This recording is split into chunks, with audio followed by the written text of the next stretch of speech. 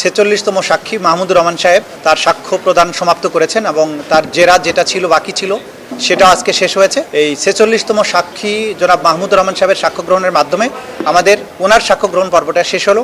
দ্বিতীয়ার্ধে আমরা আশা করছি আমাদের 47তম সাক্ষী জনাব নাহিদ ইসলাম এই আদালতে সাক্ষ্য প্রদান করবেন।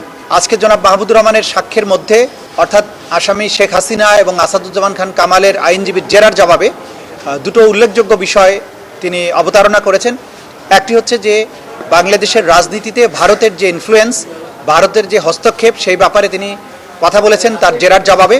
সেখানে তিনি উল্লেখ করেছেন যে সাবেক পররাষ্ট্রমন্ত্রী আব্দুল মোমেন উল্লেখ করেছিলেন যে বাংলাদেশের সাথে ভারতের সম্পর্কটা স্বামী স্ত্রীর মতো, সেই বিষয়টা তিনি আদালতের কাছে নতুন করে মনে করিয়ে দিয়েছেন।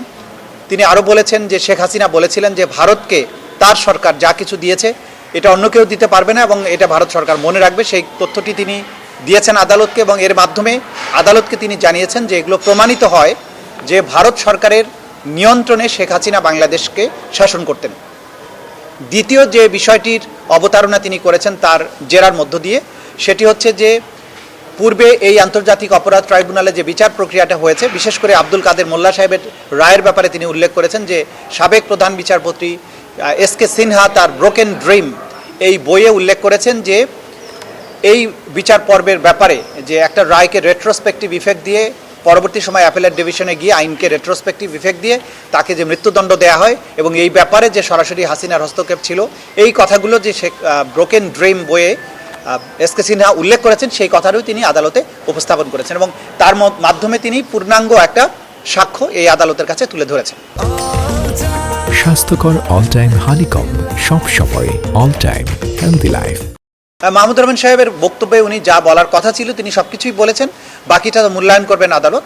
তিনি একটা সরকার কিভাবে এই গত 16 বছরে আওয়ামী লীগ সরকারের যে আজকের মানবতা বিরোধী অপরাধের বিচারটা হচ্ছে, তারা কিভাবে গণহত্যা চালালো, কিভাবে মানবতা বিরোধী অপরাধ করলো, এটা তো শুধুমাত্র হঠাৎ করে যে জুলাই আগস্টে তারা মানবতা বিরোধী অপরাধ করেছে তা নয়।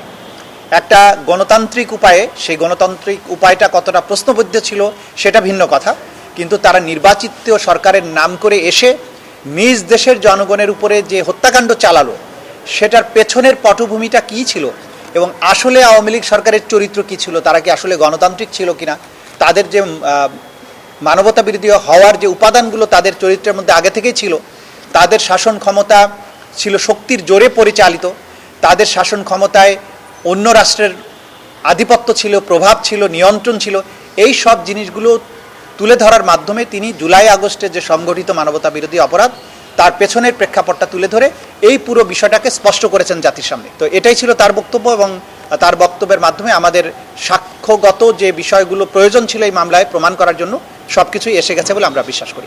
জনাব নাহিদ ইসলাম আজকে সাক্ষী দিবেন। আমরা আশা করছি যে ওনার সাক্ষ্য গ্রহণ সমাপ্ত হলে আমাদের যে সাধারণ সাক্ষী তাদের সাক্ষ্য গ্রহণ আমরা হয়তো অন্য কোনো সাক্ষী আমরা প্রডিউস করব না। এরপরে আমাদের তদন্তকারী কর্মকর্তা যিনি তার সাক্ষ্য গ্রহণের মধ্য দিয়ে এই মামলাটা ক্লোজিংয়ের দিকে যাবে বলে আমরা আশা করছি।